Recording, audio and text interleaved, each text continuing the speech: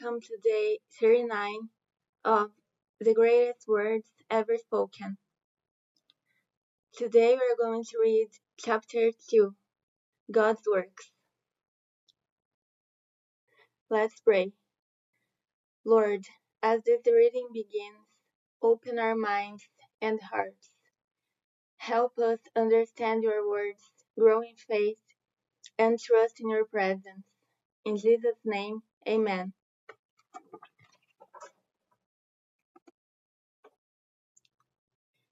God's Works.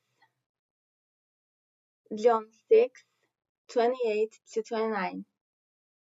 Then they asked him, "What must we do to do the works God requires?"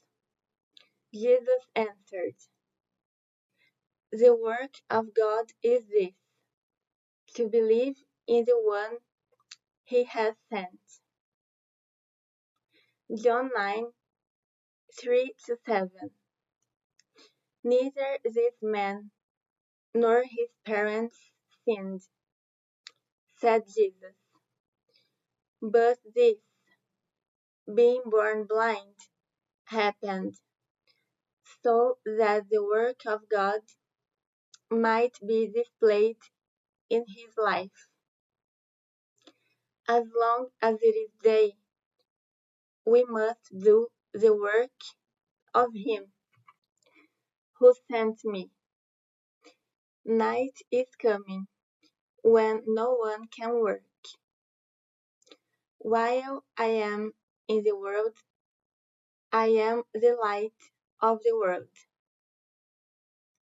Having said this, he spit on the ground, made some mud with the saliva, and put it on the man's eyes.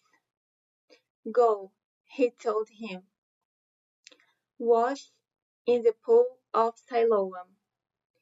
This word means sent. So the man went and washed, and came home seeing. John 10:32. Jesus said to them, "I have shown you many great miracles from the Father. For which of these do you stone me?" John 10:37-38. Do not believe me unless I do what my Father does. But if I do it, even though you do not believe me, believe the miracles, that you may know and understand that the Father is in me, and I in the Father. John 14:10-11. Don't you believe that I am in the Father, and that the Father is in me?